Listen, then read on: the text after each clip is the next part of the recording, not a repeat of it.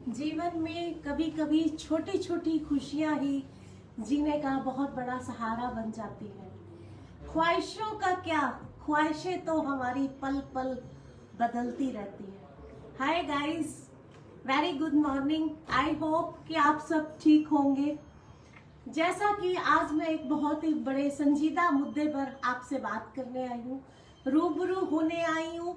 बहुत दिनों से मेरे मन में, दिल में ये चीज बहुत उथल पुथल मचा के रखी हुई थी। आप लोगों से डिस्कस करना चाहती थी कि हमारा समाज, हम एक तरफ एक बहुत बड़ी पैंडेमिक सिचुएशन से गुजर रहे हैं।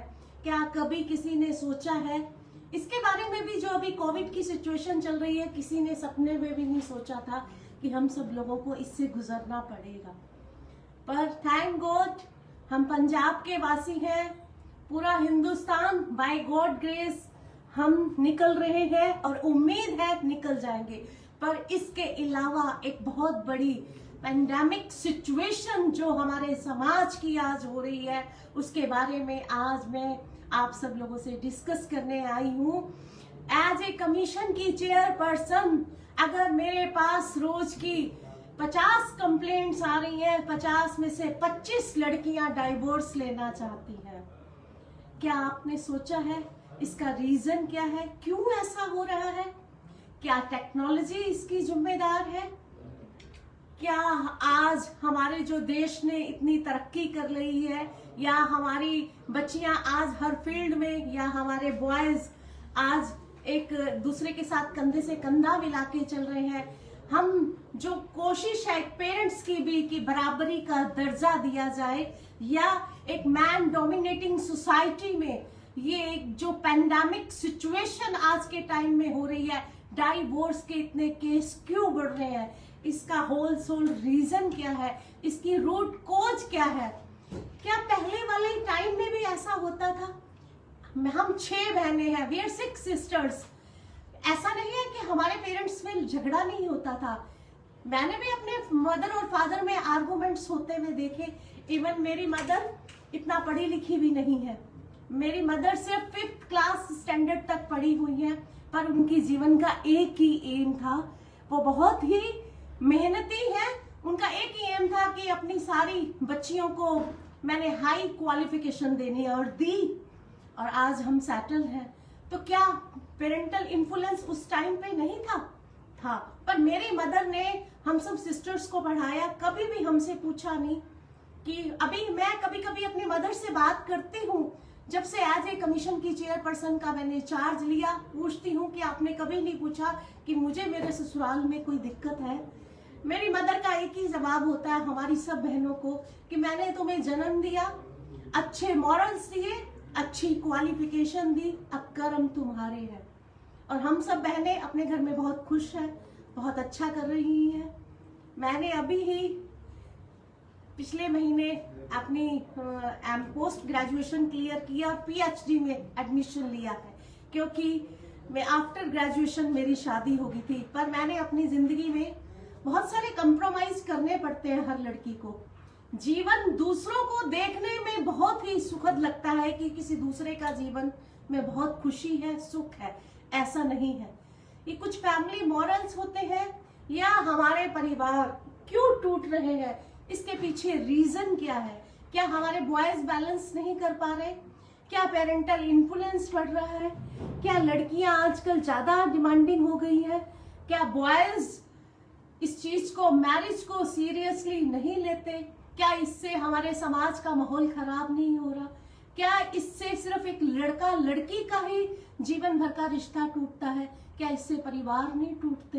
अब कोविड की सिचुएशन में बाय बैड लक जिन लोगों के भी पारिवारिक मेंबर गए हैं, उनसे पूछ के देखिए कि उनके लिए ये क्या सिचुएशन रही होगी, या वो कैसे अपनी लाइफ में बैलेंस कर पा रहे होंगे। अब एक ये जो बहुत बड़ी पैंडेमिक सिचुएशन है, जिसके ऊपर समाज को, सारे एजुकेशन इंस्टीट्यूट को आज मैं अपनी कमीशन के माध्यम से एक मैसेज देना चाहती हूँ कि अपने बच्चों को मॉरल वैल्यूज का एक लेसन जरूर दे। और बिफोर मैरिज लड़की और लड़के की काउंसलिंग होनी मस्ट है, उनको पता होना चाहिए शादी क्या है, शादी का मतलब क्या है, हमारे फैमिली मॉरल्स क्या है और बैलेंस कैसे होता है। जब तक हमारे बच्चे इस चीज को नहीं समझेंगे तो ये एक बेमेल जोड़ी होगी और दोनों फैमिलियां ही इसमें कसूरवार मानी जाएंगी कि जो अपने बच्चों को, कुछ मैंने फैमिलीज को ऐसा भी देखते हुए और करते हुए सुना है कि उनके बच्चे परफेक्शंस नहीं होती, शादी के बाद सुधर जाएगा, चाहे वो गर्ल हो चाहे वो बॉय हो, जबकि उन्मूलन ऐसा नहीं होता। जिस बच्चे को पेरेंट्स खुद ही मॉरल वैल्यूज नहीं दे पाए या खुद ही सुधार नहीं पाए, तो वो लड़का या लड़की कोई भी हो, उससे कैसे उम्मीद की जा सकती है कि जो शादी के बाद तो एक लाइफ ही चेंज हो जाती है, रिस्पॉन्सिबिलिटीज बदल जाती है। तो आज जितने भी इंस्टीट्यूट्स हैं, स्कूल्स हैं या जो प्राइवेट इंस्टीट्यूट चला रहे हैं, आज मेरा एक मैसेज है कि एटलीस्ट जब तक सरकार, हमारी सेंट्रल गवर्नमेंट कानून में कुछ अमेंडमेंट्स, एजुकेशन पॉलिसी में कुछ ऐसा नहीं लेके आती, क्योंकि ये एक समाज का बहुत ही संजीदा मुद्दा है। हमारा यूथ भटक रहा है, हमारी बच्चियों के घर खराब हो रहे हैं, बॉयज के भी घर उसी तरह खराब हो रही हैं। मैं बैलेंस करके इस चीज को कहना चाहती हूँ कि अगर लड़कियां सफर कर रही हैं तो बॉयज भी, पेरेंट्स इन्फ्लुएंस जो करते हैं फैमिली को, तो जितने भी इंस्टीट्यूट हैं अपने कॉलेज में, स्कूल में बच्चों को मॉरल वैल्यूज के लिए 20 मिनट्स के लिए जरूर एक क्लास दें।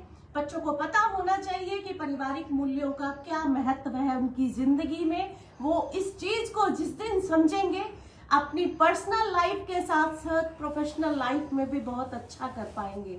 तो उम्मीद करती हूँ कि मेरा आज का मैसेज कितने इंस्टीट्यूट, कितने स्कूल, कितने एनजीओ, कितने लोगों को पर ये इम्पैक्ट डालता है, और मैं वेट करूंगी और फिर हर तरफ, हर समय की तरह आज अपने माननीय प्रधानमंत्री जी से फिर से अपील करती हूँ कि बहुत ही ये जो चल रहा है, हमारे किसान सफर कर रहे हैं इस संजीदा मुद्दे को, क्योंकि ये जो एक बिल्कुल जेन्युइन किसानों की इस टाइम प्रॉब्लम चल रही है, उनकी डिमांड है, उसके साथ साथ बहुत सारे और लोग भी सफर कर रहे हैं। बहुत सारे परिवार, जिनके पारिवारिक मेंबर जान गंवा चुके हैं, जिनका बिजनेस सफर कर रहा है, ट्रांसपोर्ट का बिजनेस सफर कर रहा है, बहुत सारे लोग सफर कर रहे हैं। तो उम्मीद करती हूँ प्रधानमंत्री जी से कि एजुकेशन पॉलिसी में बच्चों के, हमारे यूथ के फ्यूचर को देखते हुए कुछ ऐसी चेंजेस लेके आए, कुछ ऐसे कोर्स कंपलसरी कर दिए जाए कि काउंसलिंग, बिफोर मैरिज काउंसलिंग और एजुकेशन पॉलिसी में मोरल वैल्यूज फैमिली के लिए कंपलसरी हो। और उम्मीद करती हूँ कि हमारे, और वाहिगुरु जी से अरदास भी करती हूँ कि हमारे किसानों की ये जो प्रॉब्लम है, वाहिगुरु जल्द से जल्द इसका हल निकालें। Thank you. जय हिंद।